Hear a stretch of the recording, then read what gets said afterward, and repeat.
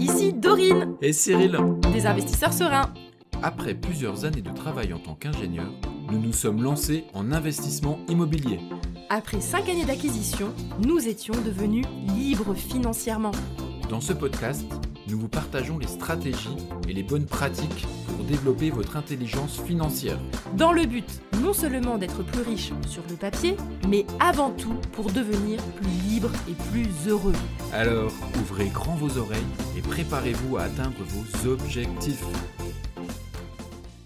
Investir dans des appartements déjà loués avec Valérie. Hello les investisseurs sereins, j'espère que vous allez bien.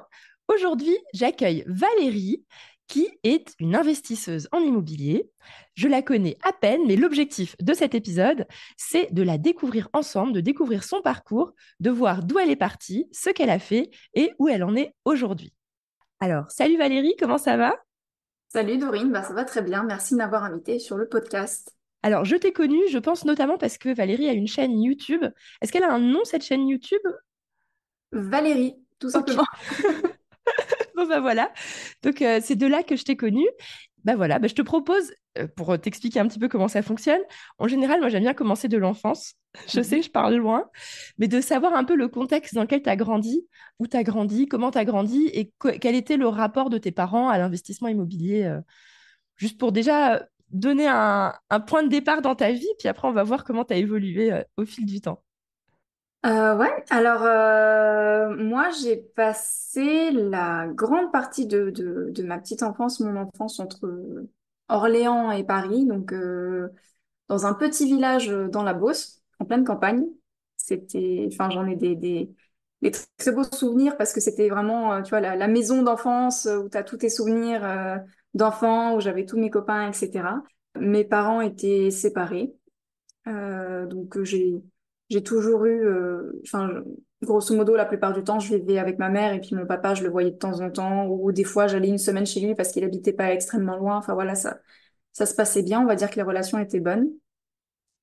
Euh, Ma maman, elle vient plutôt d'une famille de gens assez intellectuels de gauche, on va dire. Ok, Donc, il y a des médecins, il y a des gens qui font du cinéma, il y a des écrivains, enfin voilà, il y a toute cette classe socio-culturelle, on va dire. Donc, ok. des gens assez aisés, ouais, d'un certain milieu, on va dire, aisés dans une certaine mesure, pas foison non plus. Ma maman, elle est chanteuse d'opéra, Ah, excellent. pour continuer dans le truc.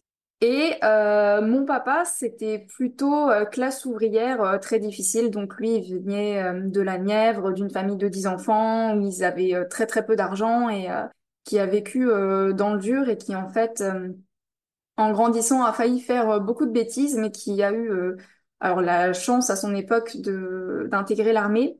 Et on va dire que le service militaire l'a beaucoup aidé dans le sens où il a découvert la bibliothèque là-bas et il a lu tous les livres de la bibliothèque à l'armée. Et ce qui l'a ouvert aussi à un monde un peu plus culturel. Mais après, il a été pendant très longtemps électricien. Surtout, il a beaucoup été dans le bâtiment. Et après, il a bifurqué, alors toujours dans la partie électrique, mais plus vers ingénieur du son pour le spectacle vivant, éclairagiste, régisseur. Et il a terminé directeur technique, mais voilà, c'est dans le monde du spectacle que mes parents sont rencontrés à l'époque. Mais du coup, voilà, j'ai une maman qui est plutôt à l'aise avec le sujet financier, c'est pas tabou. Et j'ai un papa pour qui l'argent, c'est le nerf de la guerre et c'est très compliqué d'en parler. Et voilà, j'ai été un peu entre ces deux mondes-là, on va dire, dans l'enfance. Ok, et en termes d'investissement, ils étaient plutôt entreprenants ou est-ce qu'ils étaient conservateurs? Enfin, Du coup, mon papa, faut pas lui parler d'investissement, vraiment très très peu. Même aujourd'hui, c'est pas tout ce que je fais parce que ça serait compliqué d'en parler, même si j'ai dit quelque chose, mais je préfère qu'on garde de bonnes relations, on va dire, parce que voilà, moi, c'est quelqu'un de très à gauche, très monde ouvrier, encore une fois, donc c'est vraiment épargné. Autant que tu peux, mais les banques, c'est les méchants. Enfin voilà, la finance, c'est les méchants, tout ça.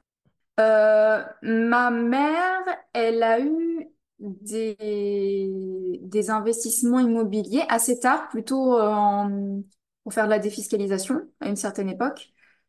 Mais ça n'a jamais été, je pense, dans la mesure où nous, aujourd'hui, investisseurs, investisseuses, on peut l'entendre, quoi. Ça a plutôt été quelque chose qu'elle a fait en parallèle un petit peu parce que c'est quelque chose qui se fait et que tu peux faire. Mais c'est pas vraiment avec une optique, voilà, de se créer en parallèle des revenus, en parallèle de son travail, etc. C'était quelque chose qu'elle a fait un petit peu. Hormis l'immobilier, je sais qu'à une certaine époque, elle avait placé de l'argent en bourse parce que bah, elle a une très belle carrière à un moment, donc à un moment, elle a beaucoup gagné d'argent.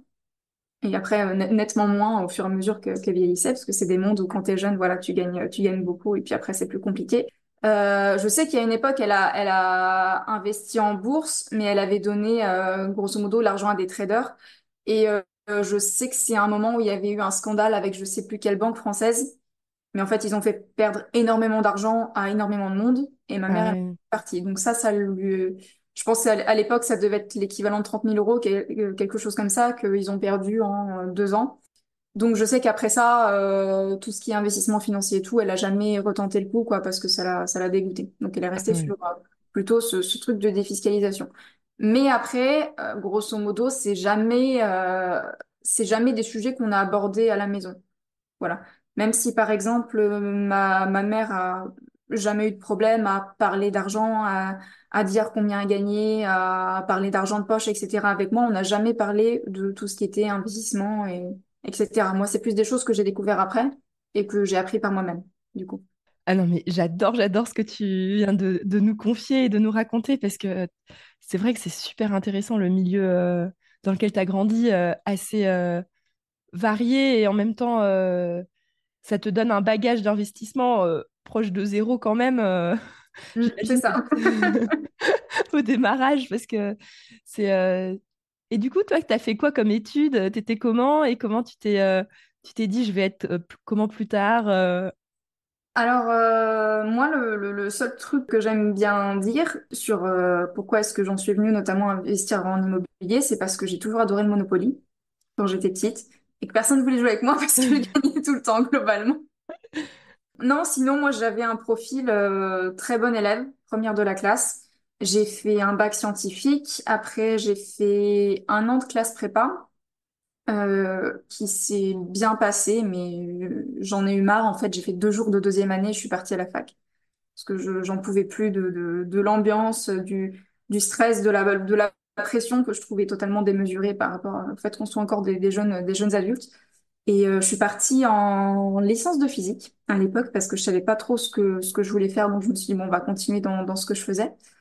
Et j'ai continué en master de physique médicale, physique nucléaire, donc tout ce qui correspond aux rayons au sens général, donc tout ce qui est énergie atomique, etc. Et physique médicale où c'est plutôt voilà, les rayons mais appliqués à la médecine. Et j'ai continué là-dedans.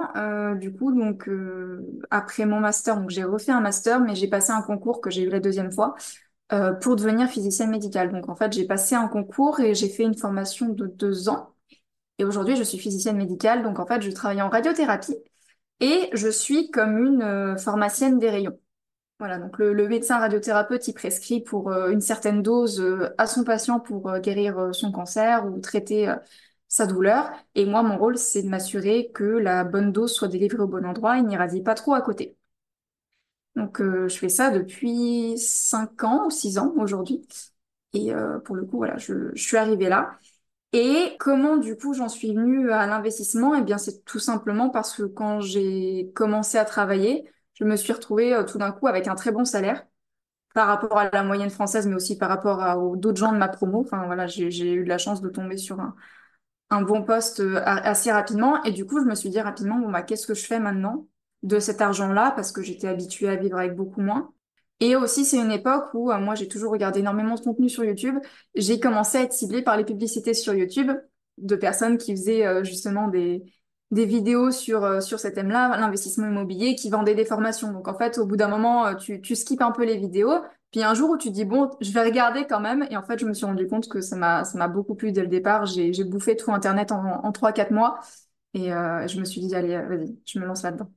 C'est génial parce que, en fait, je me rends compte que, mine de rien, tu as quand même eu l'influence de tes parents parce que toi, tu as commencé à gagner plus, mais tu t'es pas dit, tiens, je vais dépenser plus. Tu as eu tout de suite le réflexe que peut-être tes parents, ils auraient eu de se dire, attends, je vais prendre soin de mon argent, soit je l'épargne, et si j'en fais rien, qu'est-ce que j'en fais? Enfin, tu t'es pas dit, tiens, j'augmente mon niveau de vie et ça y est, c'est la fête. Enfin, est-ce que c'est un lien ou pas, ou c'est une mauvaise analyse? Non, je me suis rendu compte aussi très rapidement que mon métier il était compliqué, il était stressant et que ça serait bien que j'ai un peu de quoi voir venir si jamais je tenais pas. C'est très, c'est très terre à terre, mais enfin même encore aujourd'hui, alors que maintenant, enfin c'est ma routine, j'y suis habituée et tout. Il n'y a pas une semaine où je me dis pas, ah j'en ai marre en fait. Et très rapidement, je pense que je me suis rendu compte que voilà, ça serait bien de me mettre en sécurité, que aussi je me suis rendu compte tout de suite que j'avais la chance d'avoir une certaine situation financière que beaucoup de gens pourraient m'envier autour de moi et qu'il fallait pas que je gâche en faisant n'importe quoi de mes sous, quoi.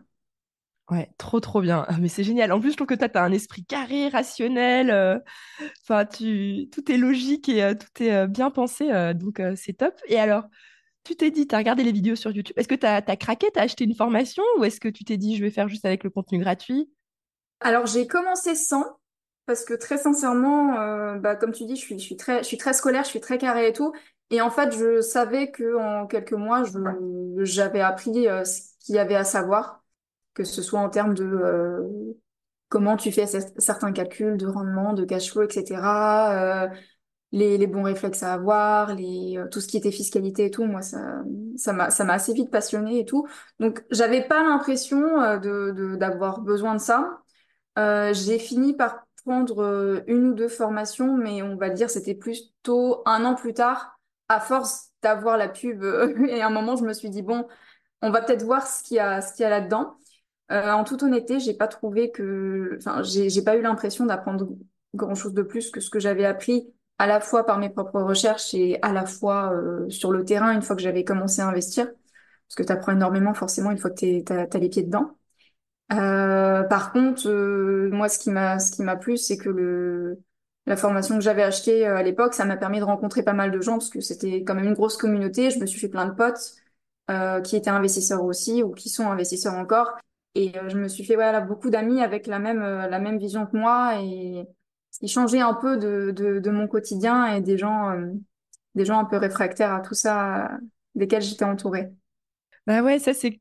Mais c'est marrant parce que moi ça me parle aussi parce que moi c'était exactement pareil. Enfin, on n'avait pas du tout pris de formation avant d'investir et à l'époque même on n'écoutait même pas des vidéos YouTube, hein.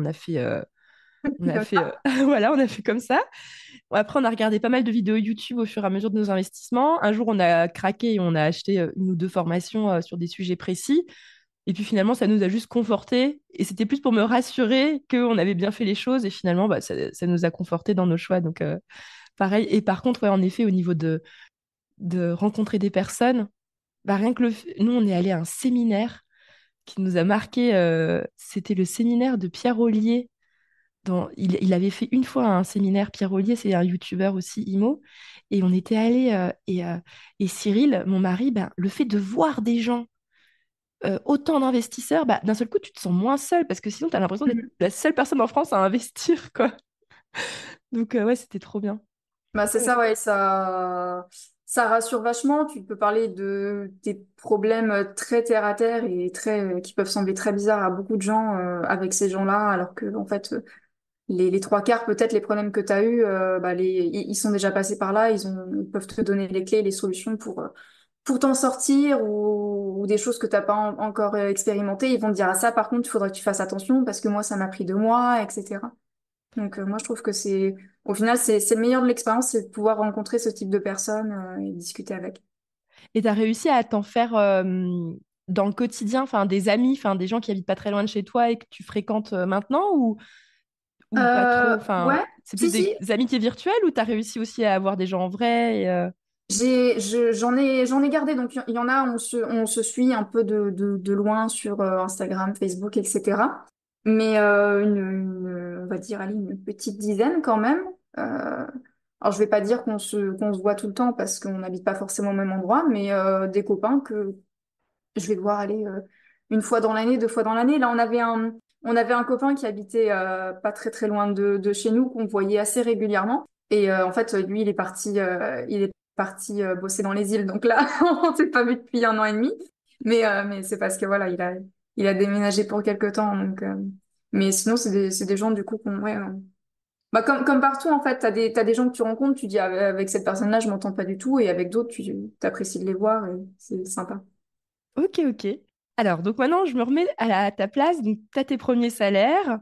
Tu te dis, Mhm. bon, faut que je fasse quelque chose. Mon boulot, je me dis, bon, sur le long terme, je me vois pas non plus jusqu'à 65 ans, 67, je sais même plus c'est quoi l'âge maintenant, 64, enfin bref, j'en sais rien, mais dans les âges lointains, quoi. Et tu te dis, faut que je prenne en main mes finances pour m'assurer. Et donc là, par quoi tu t'attaques en fait? Tu te dis quoi? T'es pas tenté par un Pinel, t'as tout de suite compris qu'il faut faire par soi-même. Enfin, comment tu raisonnes? Enfin, comment tu fais ouais, pour cheminer et de décider, quoi, de passer à l'action? Bah, du coup, comme je te disais, je pense que j'ai regardé toutes les vidéos YouTube qui existaient sur les sujets de l'époque. Surtout, je regardais beaucoup Christopher Wangen, Michael Zonta, investissement locatif, etc. Donc, je savais quelles étaient mes possibilités par rapport à mon salaire. Et en fait, bah, tout simplement, je me suis dit, bon, ok, je regarde ce qui est autour de chez moi. Et j'ai commencé à regarder sur le bon coin ce qui était possible de faire dans mon budget, enfin voilà, en ayant une idée de ma fourchette de prix. Et en fait, je me suis très rapidement rendu compte que pour un budget correct, chez moi, j'étais en capacité d'acheter un immeuble. Génial! Alors, c'était quoi ta région? Poitou-Charentes. Poitou-Charentes. Donc voilà, j'habite pas dans une grande ville, moi j'habite dans un gros village, petite ville, enfin voilà. Et autour de chez moi, c'est quand même une région. Alors il y a tout et n'importe quoi. Il y a des grosses propriétés qui valent extrêmement cher, et il y a des grosses propriétés qui valent rien.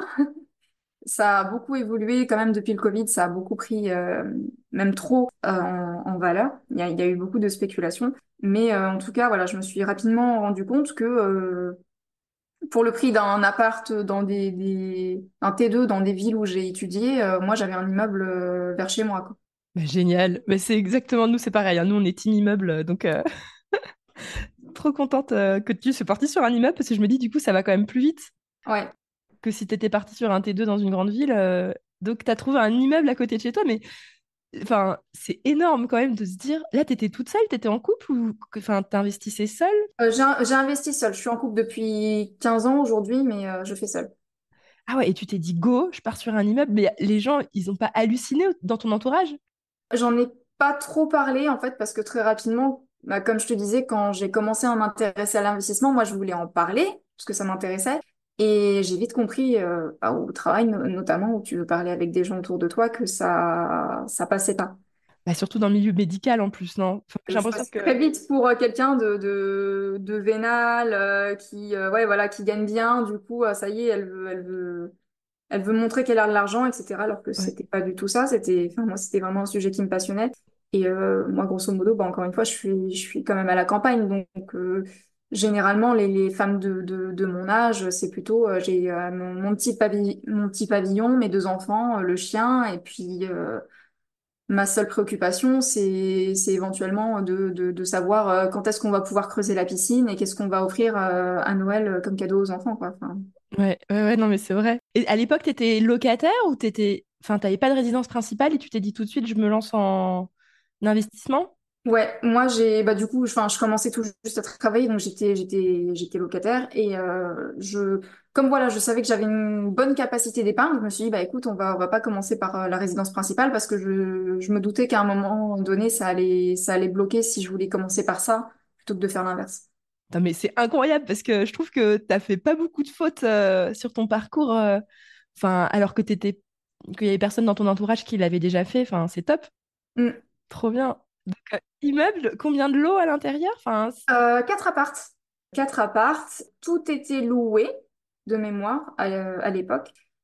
J'ai pas négocié le prix. Enfin voilà, j'aurais peut-être pu essayer de le faire. En fait, j'ai toujours, même après, dans mes achats après, j'ai toujours eu du mal à négocier le prix.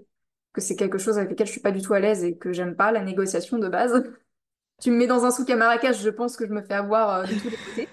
Et non, j'ai préféré acheter au prix où que le vendeur voulait, pour avoir parce que je me suis dit, si je fais trop la fine bouche à un moment, ils vont me dire, bah non, je vends à quelqu'un d'autre, et puis voilà.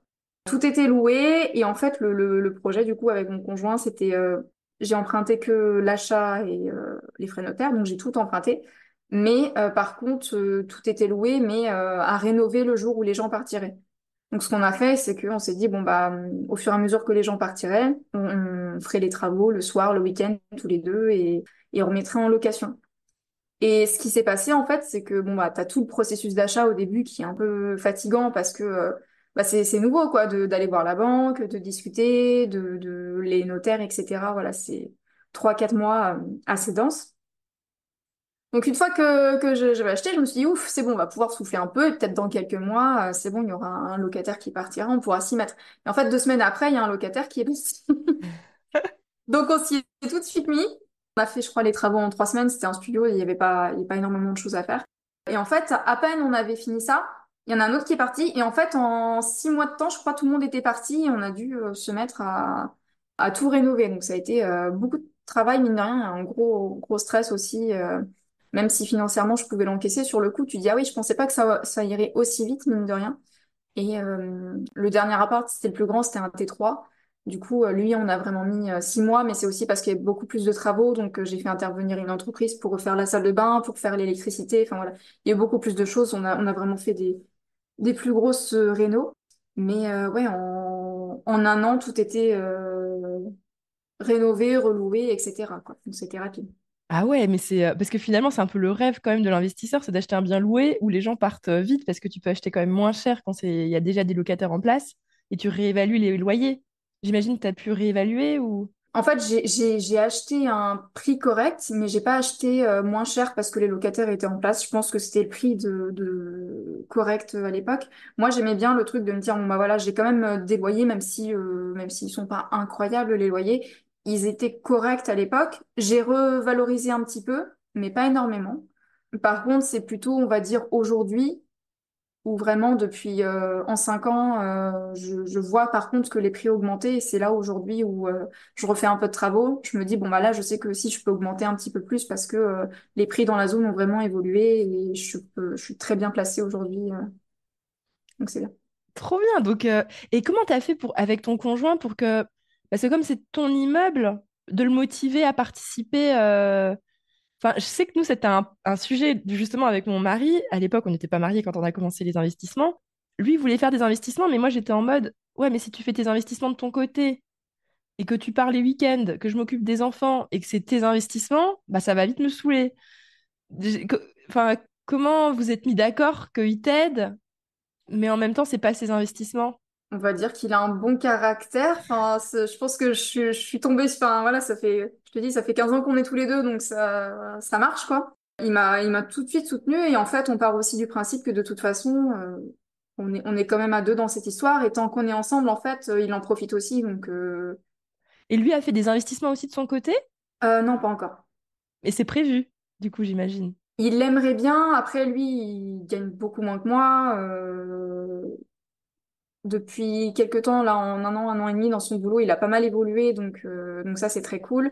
Lui, à un moment aussi, quand j'ai fini mes études, que j'ai commencé à travailler, on n'était pas du tout dans la même région, on était à Lille. Donc lui, il a mis un petit peu de temps avant de me rejoindre. Il avait essayé de se mettre à son compte.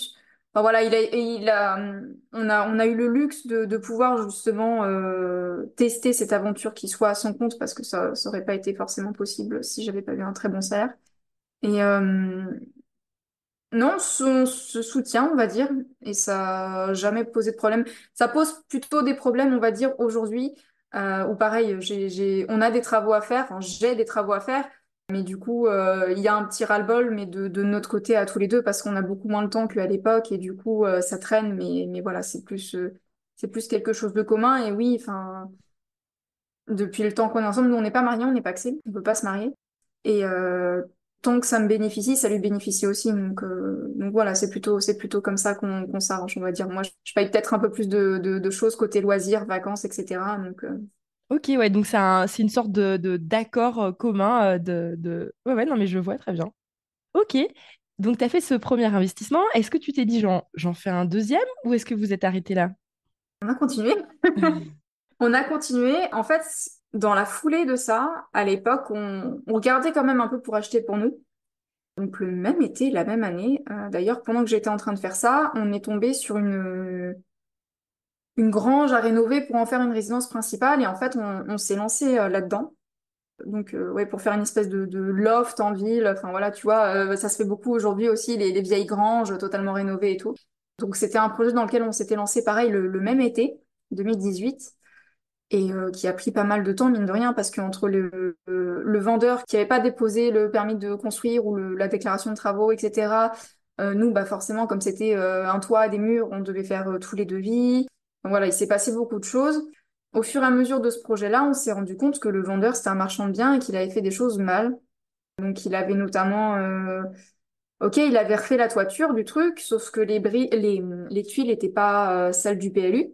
Donc, ce qui veut dire que nous, on avait peut-être 15 000 balles de tuiles à faire en plus, alors que c'était pas prévu. Le gars qui est venu pour faire un peu toute la partie isolation, placo, etc., il a regardé la toiture, il a dit, bah, en fait, la charpente est pas assez solide pour accueillir l'isolation, le poids, etc., et le placo et tout, donc ça va être compliqué. Et en fait, c'est plein de petits trucs au fur et à mesure où on se rend compte que le gars qui nous vendait ça, il nous le vendait cher et pareil, on n'a pas trop négocié alors que vraiment c'était quatre murs et un toit. Et il nous vendait le projet, on va dire plutôt. Et on s'est rendu compte qu'il y a eu bah, pas mal de malfaçons et en fait, on a fini par se retirer de ce projet-là bah, début d'année d'après, donc janvier 2019.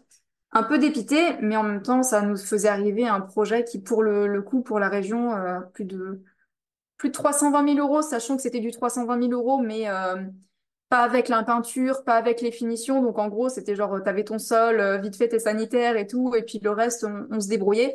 Pour la région où on est, c'est un très très gros budget, et c'était plus du tout raisonnable. Et du coup, on est sorti de la vente en disant qu'il y avait Dole parce qu'il avait fait des choses mal, tout simplement.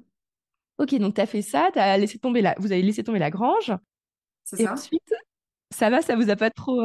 Vous étiez quand même dans une ambiance, je veux une résidence principale, ou vous hésitiez encore entre locatif et résidence principale? On était dégoûtés de l'expérience, vraiment, parce que c'était des mois de stress, tu te projettes vachement, tu fais tes plans, tu dis, ah, on mettra suite parentale, la baignoire dans la chambre et tout. En plus, le gars, à l'époque, avait été sympa, il nous avait filé les clés, parce qu'on s'est dit, ah bah tiens, on va aller commencer, c'était des murs en pierre, donc on va aller commencer un peu à déjointer le truc et à rejointer, enfin voilà. Donc, on s'était beaucoup projeté, on s'était beaucoup investi et bon, bah, on était un peu dégoûtés, mais en même temps, on savait que c'était la chose à faire. Donc, suite à ça, on a un peu fait une pause, mais on a commencé vite faire, enfin, juste par curiosité comme ça, à continuer à regarder Le Bon Coin. Et en fait, très très rapidement, peut-être 3 semaines après, je crois que c'était fin janvier, début février, donc pareil, je suis tombée sur une annonce, mais sans grande motivation où je me suis dit, tiens, il y a une maison là, elle a l'air sympa, mais les photos sont pas non plus incroyables. Mais j'ai dit, bah écoute, on peut aller, pourquoi pas visiter quoi. De toute façon, on était quand même dans l'optique de vouloir acheter, mais beaucoup moins pressé, on va dire. Et même le jour de la visite, j'avais une grosse journée au boulot, j'étais fatiguée, limite j'avais envie d'appeler l'agent pour annuler parce que j'avais pas envie d'y aller. Et là, pour le coup, on était vraiment à l'opposé du projet qu'on avait avant. Donc, avant, c'était une grange hyper moderne, rénovée, type loft, etc., tout ouvert. Et là, on était vraiment sur une maison ancienne, maison de maître, etc. Donc, de l'ancien à rénover, mais de l'ancien. Et en fait, quand on est arrivé à la maison, on a fait waouh, on avait un gros coup de cœur. Alors que vraiment, c'était pas gagné parce que encore une fois, les photos étaient nulles. Et en fait, ouais, vraiment, on est tombé sous le charme de la maison et l'agent, il l'a vu. Et enfin voilà, je crois qu'on a négocié 5 000 € sur la maison, mais voilà, il y avait des gens qui visitaient après nous, je crois, mais l'agent, il a bien compris qu'on la voulait. Et puis c'était des amis à lui apparemment qui vendaient, donc il a dit ouais, les petits jeunes là, ils la veulent. Et puis du coup, on a acheté la maison, donc. Donc, votre résidence principale. C'est ça, donc on est dedans depuis, on a acheté en mars 2019 et on est dedans depuis juillet, quelque chose comme ça. Le temps de faire quelques gros travaux, de créer la salle de bain, faire l'électricité, la cuisine, etc. Et ça, vous l'avez acheté ensemble, du coup. Oui, oui, pour le coup, c'est notre résidence principale, on l'a acheté À 50-50, il y avait un sujet d'ailleurs sur le est-ce qu'on achetait à 50-50 la maison ou pas? Encore une fois, parce que bah, comme je gagne plus, est-ce qu'on faisait peut-être 60-40, quelque chose comme ça? Et au final, voilà, je lui ai dit, écoute, même si potentiellement je contribue plus financièrement que toi, bah toi tu vas faire peut-être des travaux, des choses comme ça. Donc voilà, on est parti sur 50-50 en indivision. Ok, ok, ok. Et d'ailleurs, le premier bien, tu l'avais acheté en nom propre aussi, le Oui. premier immeuble? Ok, ouais, ouais. Et t'as fait du meublé ou du nu? Ou t'avais... J'ai 3 appartements meublés et un en nu. Ok, donc vous avez fait ça, et là, vous êtes reparti sur des autres projets, ou pour l'instant... Oui, du coup, alors entre-temps, on avait éventuellement un projet d'acheter à deux un autre immeuble. Ce qui est marrant, c'est que ça, j'en parle jamais, mais je me rends compte qu'en fait, c'est un truc que j'ai totalement oublié de ma mémoire et qui vraiment, tu vois, une fois qu'on a arrêté, on est passé totalement à autre chose. On a eu un moment un projet d'immeuble éventuellement à deux en SCI sur lequel on avait avancé parce on était arrivé au compromis, mais on a eu un gros doute sur le vendeur parce que c'était une SCI qui vendait le bien. On a compris que c'était ça parce qu'il y avait un divorce dans la SCI et du coup l'ex-femme voulait reprendre ses parts, etc.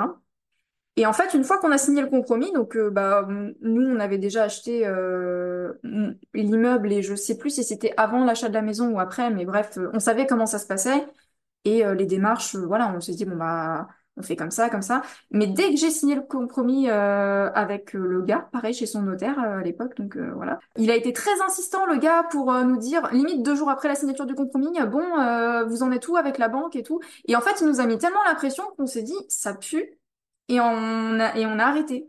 Et on a totalement arrêté, on a cassé le compromis dans le Dans délai les 10 jours, ouais. et parce que ouais, on a senti qu'il y avait une anguille sous roche à un moment, que ça, on a eu une intuition, tu vois, où on s'est dit, on va pas y aller en fait. Ouais, parce que le gars était tellement insistant que... Oui. Et vous avez découvert le comment du pourquoi après coup? Ou Non, parce finalement, vous saurez jamais... une fois qu'on a dit à notre notaire qu'on voulait se retirer de la vente, on n'a plus de nouvelles. Mais, euh, mais oui, enfin, du coup, le gars, j'avais son numéro, il avait le mien et, bon, au bout d'un moment, tu dis oui, bah, on va aller à la banque semaine prochaine, etc. Enfin, vraiment, il mettait la pression. J'avais envie de dire, mais calme-toi, en fait, ça va. Enfin, j'ai des Ah délais. ouais. Laisse-moi faire mes trucs, quoi. Donc, je comprends que lui, il était pressé, mais ça donnait pas forcément une bonne image de son côté. Où tu te dis, bah, il y a peut-être un autre truc plutôt que la vente doit aller rapidement pour. Donc, je me suis dit, ou peut-être il y a un souci avec un locataire ou un truc comme ça, et j'ai pas voulu, on n'a pas voulu continuer. Ok, ouais, ouais, non mais intuition. Ok. Par contre, quelque chose qui s'est fait, alors de façon un peu particulière, c'est que j'ai quand même continué un peu à regarder des biens, regarder des annonces, à faire 2-3 visites. Début 2020, j'ai revu une annonce que j'avais vue plusieurs fois, mais je ne m'étais pas trop attardée dessus. Et au final, je me suis dit, bon, allez, je vais essayer de visiter quand même parce que ça a l'air pas mal. C'est pareil, un immeuble de 4 appartes, un peu dans le même coin. Et j'y suis allée pas sans grande conviction, mais on va dire, voilà, je me suis dit, de toute façon, je visite et si je vois un truc avec du potentiel, je le verrai tout de suite et ça, il n'y a pas de problème. Mais voilà, j'y suis allée sans pression. Et je me suis retrouvée à une visite un peu bizarre parce qu'il y avait vraiment 15 personnes devant. Enfin, ils ont fait un truc groupé. C'était une agence qui organisait ça. Ils ont fait un truc groupé histoire de ne pas déranger les locataires. Pareil, il y avait 3 logements loués et un totalement à rénover. Des apparts pareil dans leur jus et le jour où les gens partent, il faut rénover. Et en fait, de toute façon, quand j'ai vu les 12 personnes devant la porte, je me suis dit, oula, ça va être compliqué.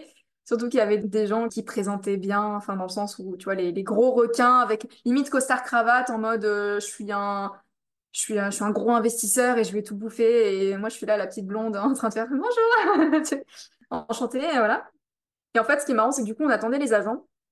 Donc, il y en a un premier assez jeune qui est arrivé et qui a dit, bon, ce qu'on va faire, c'est qu'on va faire, comme les apparts sont pas très grands, etc., on va faire, je vais vous prendre 2 par 2, et puis comme ça, on va les visiter chacun son tour, et puis voilà.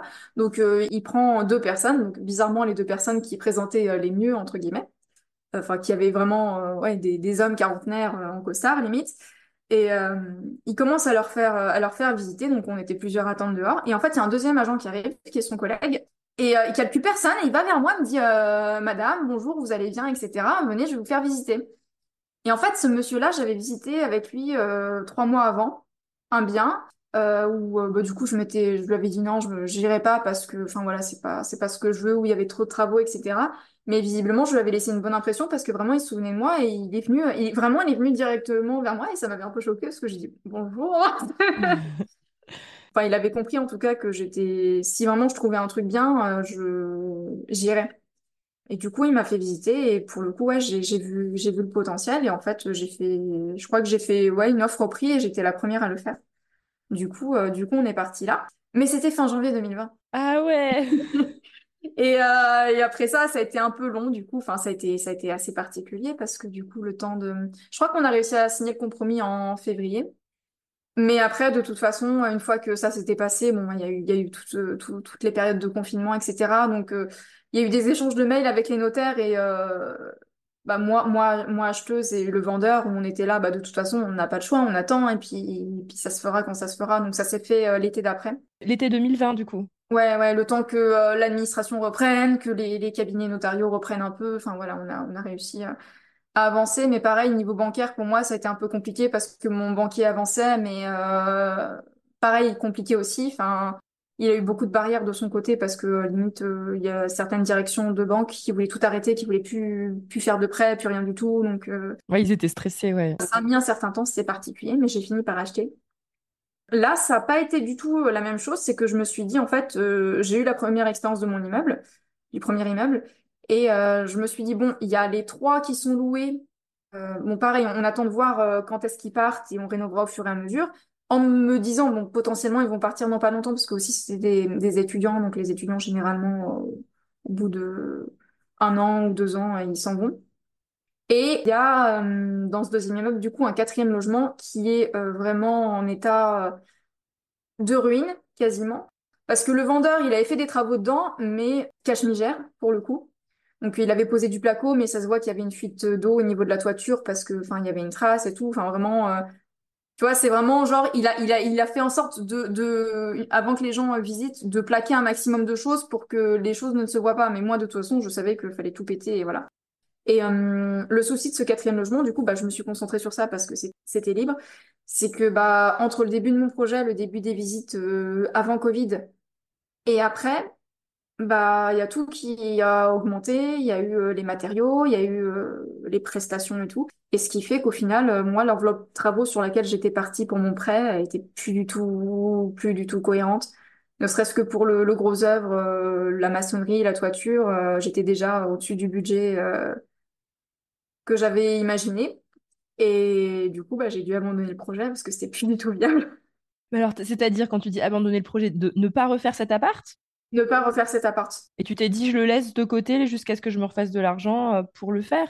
C'est ça, mais pareil, enfin, tu vois, on va dire j'avais prévu 40 000 euros de travaux. Je pense que pour tout faire bien, on était plutôt sur 70 000. Ah oui. Donc, ce qui était inenvisageable pour moi parce que bah, j'avais prévu que 40 000 de travaux et les 30 000 de plus, je les avais pas. Et en Et fait, donc, tu as utilisé quand même l'enveloppe travaux? Tu l'as laissé tomber?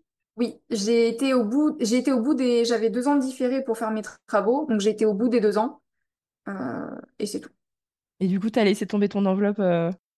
Oui. Et pour les autres apparts, t'as pas pu l'utiliser si jamais les autres y partaient, non? En fait, ils sont pas partis. Ah zut! Ils Et sont tu pas t'es partis dit. et ils sont partis. Bah, il y a 2 apparts qui se sont libérés, mais vraiment coup sur coup en 2 mois, mais au bout de 4 ans, quoi. Au bout de 3 ans, 4 ans. Donc du coup, j'ai plus mon enveloppe travaux. Et ça pose problème, du coup, parce que Ouais, ouais, ouais. je dois sortir l'argent de ma poche. Donc pareil, là, je suis dans. Tu vois, tu dis, ah, j'ai pas fait d'erreur au début, donc au début, ça s'est bien passé, etc. Maintenant, le souci, c'est que bah, ça se passait bien jusqu'à temps que j'ai pas mal d'apparts qui se libèrent en même temps, tout d'un coup. Et du coup, là, c'est plus compliqué parce que bah, non seulement tu dois faire des travaux ou tu dois mettre de ta poche, mais en plus, bah, t'as pas les loyers qui rentrent entre-temps. Et voilà. C'est pas qu'ils sont pas louables, c'est que je trouve que c'est pas glorieux, quoi, on va dire. C'est un peu vieillot. C'est habitable, mais c'est vieillot et moi, ça me dérange pour le coup. Ouais, mais de toute façon, t'es sur le podcast des investisseurs sereins.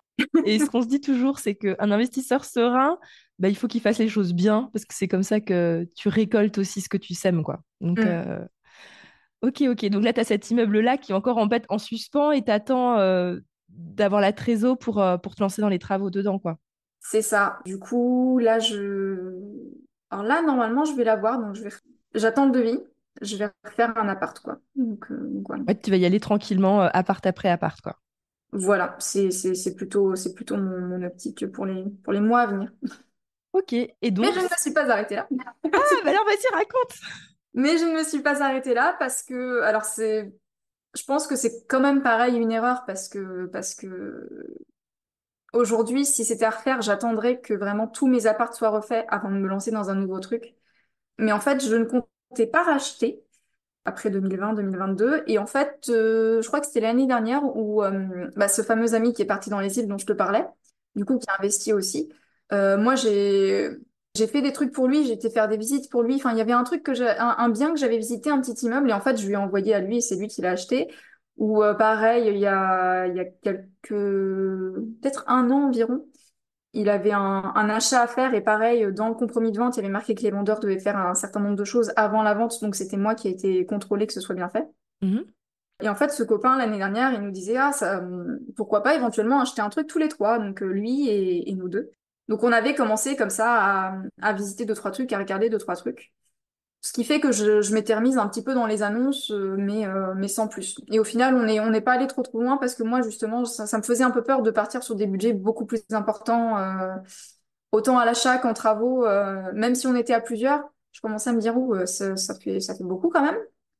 Partir sur des 500 600 000 euros, même si pour certains, dans des grandes villes, ça peut sembler peu, mais enfin, moi, ça commençait à me faire un petit peu flipper. Et surtout, ouais, pour le coup, tu vois des immeubles totalement nus, totalement vides. Bah, tu vois, quand tu dis, ah, mine de rien, faut faire tous les travaux, il faut le remplir, l'immeuble. Alors que bon, si t'achètes loué, moi, je trouve que ça reste quand même une petite sécurité de te dire, bon, bah, même si c'est pas incroyable, t'as quand même des choses qui rentrent à un moment. Et en fait, bon, voilà, on en a parlé quelques temps, mais ça s'est pas fait. Mais j'ai continué comme ça à regarder les annonces. Et en fait, je suis tombée vraiment sur une opportunité, toujours dans la même zone, dans ma ville que je connais bien. Très peu cher en termes de prix au mètre carré. Je suis tombée du coup sur un troisième immeuble, mais cette fois-ci différent dans la mesure où c'est pas vraiment un immeuble, c'est plus deux maisons mitoyennes, deux maisonnettes mitoyennes avec des jardins, donc des T4. Sachant que mes autres immeubles jusque-là, c'était studio, T2, T3, mais des petites surfaces. Donc, pas cher au prix au mètre carré et une configuration différente, donc ce qui me permet d'avoir un autre type de locataire et de diluer un peu plus mon risque. Et surtout un beau potentiel de prise de valeur parce que je crois que, allez, on va dire la moyenne dans la zone, c'est 1 500 € du mètre carré quand c'est pas incroyable. Là, j'ai acheté à 1 200. Ouais. Et rénover, ça, tu peux aller à 2 000 € du mètre carré. Le point négatif, du coup, dans cette affaire, parce que forcément, t'as toujours une contrepartie au prix que tu payes, c'est que c'est deux locataires qui étaient dans les appartements, dans les maisonnettes depuis très longtemps. Donc vraiment, il y a un monsieur qui, limite, ses parents étaient locataires avant lui. Ok. Et lui, il a un certain âge quand même. Et pareil, une petite dame assez âgée aussi, qui pareil était là depuis une dizaine d'années, je crois aussi. Donc ils étaient là depuis très longtemps, donc leur loyer était vraiment bas. Je me suis dit, bon bah, du coup, il va falloir quand même attendre que ces gens-là partent, mais c'est pas comme des étudiants où tu sais qu'à un moment, les étudiants, ils vont partir, ils vont faire leur vie. Là, c'est vraiment des gens où tu dis, bon, ils vont rester très longtemps potentiellement. Donc voilà, là où je pourrais avoir un loyer de 800 euros, le monsieur, il paye 440, quoi. Ok. Donc ça, c'est le dernier projet que j'ai acheté il y a un an maintenant. Et il y a un des apparts justement qui s'est libéré parce que la dame qui était un peu âgée, il est temps qu'elle passe à une autre étape parce que ça commence à être compliqué d'habiter en maison. Et en fait là c'est le même problème, c'est que au final quand elle était là c'était pas mal même si le loyer était assez bas parce que j'avais un loyer et j'avais pas de travaux à faire tant qu'elle y était encore. Mais maintenant qu'elle est partie, j'aimerais faire des travaux. Donc c'est la même. Et pareil, tu dois prendre sur ton épargne personnelle, t'as pas pu emprunter Je l'ai pas pour fait en fait différer. parce Bah que ouais, en te disant qu'ils vont rester longtemps. ouais, Mm. j'ai toujours eu ce truc de me dire je mets les travaux de ma poche. Et là je pense que c'est une erreur. Et je me suis d'autant plus dit je mets les travaux de ma poche que quand t'as déjà 3 emprunts à ton nom, tu sais pas si ton banquier va te dire oui ou pas. Donc j'étais contente d'avoir un oui de mon banquier alors que bon je suis quand même très endettée de base. J'ai quand même pas mal de crédit. Donc déjà pour moi, pouvoir acheter, c'est bien. Ouais, donc là, ton but, enfin, j'imagine que là, ton but, c'est de d'économiser pour avoir la trésorerie pour faire tous ces travaux. Ouais. Ouais, c'est vraiment mon objectif maintenant, c'est même si je pense que ouais, cet achat-là, c'était peut-être une erreur dans le sens où bah, j'aurais dû finir les autres choses avant. Moi, aujourd'hui, ce qui est sûr, c'est que j'achèterai pas avant très longtemps. Ouais, tu veux dire, tu repars pas là dans des nouveaux projets, là, tu fais une pause. Non, non, là, en fait, vraiment, enfin, j'ai moyen, surtout avec ce troisième immeuble où, bah, comme je te dis, les loyers sont très bas. En mettant quand même un peu d'argent de travaux, j'ai la possibilité de vraiment améliorer les loyers et faire quelque chose de bien. Je veux me concentrer là-dessus. Je veux être sereine, comme tu dis. Ouais, ouais. Je veux me concentrer sur ces choses-là avant éventuellement de repartir sur quelque chose. Mais moi, aujourd'hui, quand même, bon, là, les trois crédits locatifs plus la résidence principale, je suis quand même autour de 4 000 € par mois, on va dire. Alors, en enlevant la part de mon conjoint, mais ça suffit.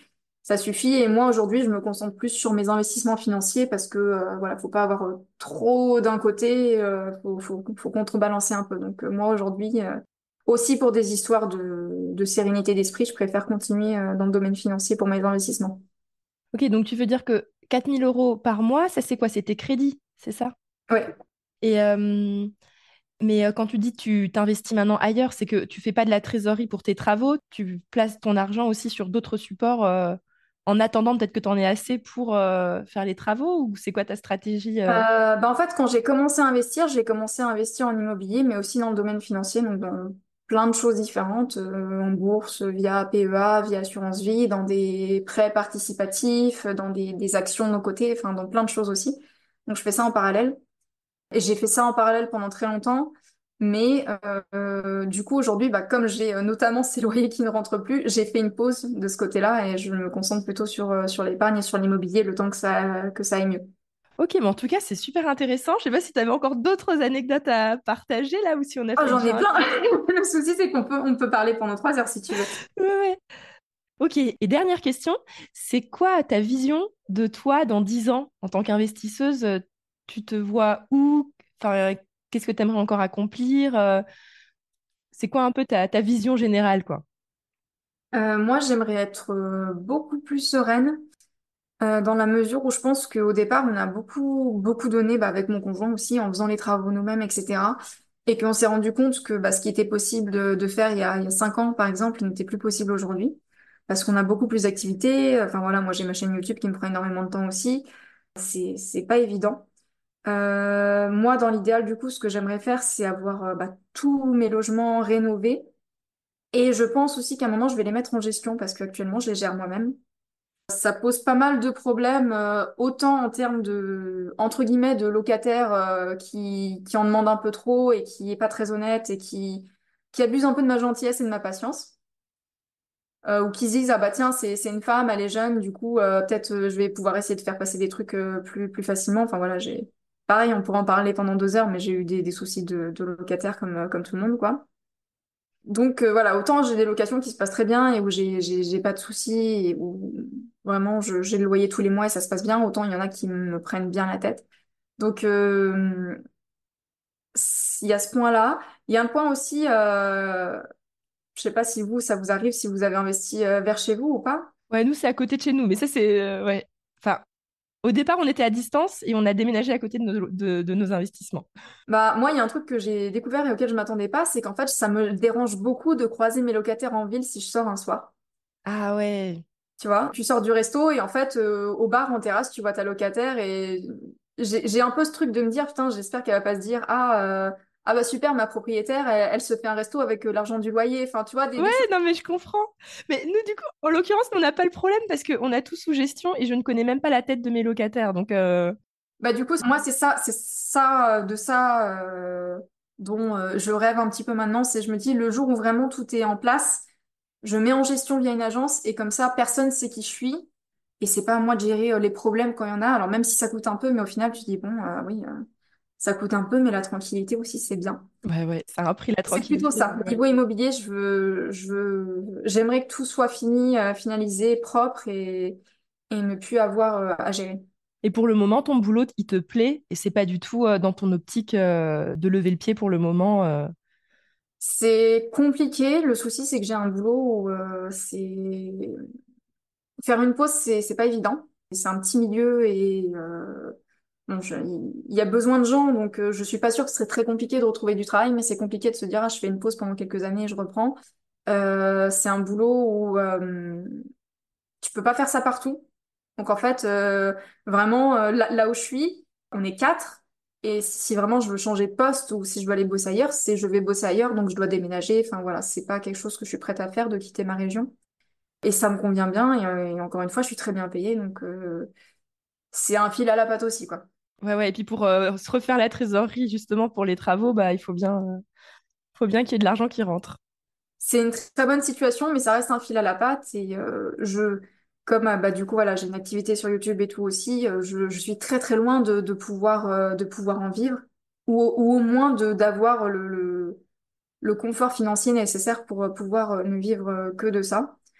Éventuellement, si vraiment les choses se passent très bien et que j'arrive à atteindre un certain niveau, peut-être que ça me ferait plaisir d'être à 80% ou à 60%, pourquoi pas. Mais je me vois pas du tout arrêter mon boulot parce que voilà, c'est des choses qui sont très différentes les unes des autres et qui, mine de rien, me nourrissent à différents niveaux, même intellectuels, parce que c'est très différent de ce que je fais dans ma vie perso, voilà, à côté. Ok, bah, en tout cas, c'est très clair. Alors, pour les personnes qui nous écoutent et qui ont apprécié ton énergie, ta façon d'être, etc., ou qui ont envie de savoir la suite de tes aventures, je sais que tu as une chaîne YouTube, elle s'appelle Valérie, donc ils ont juste à taper dans YouTube Valérie, ou c'est pas suffisant, non? Parce que c'est galère. Tu mets Valérie, tu peux rajouter argent ou immobilier, tu vas tomber dessus. Ok, Valérie Immobilier ou Valérie Argent, et normalement, Ouais, tu tombes sur voilà. ta chaîne. Parce que du coup, bah, c'est une chaîne YouTube, mais sur les finances personnelles, sur l'investissement en général. Donc en fait, c'est plus un endroit où je partage à la fois mes connaissances sur plein de sujets, où je me renseigne, je sais pas, sur les impôts, sur l'assurance vie, etc.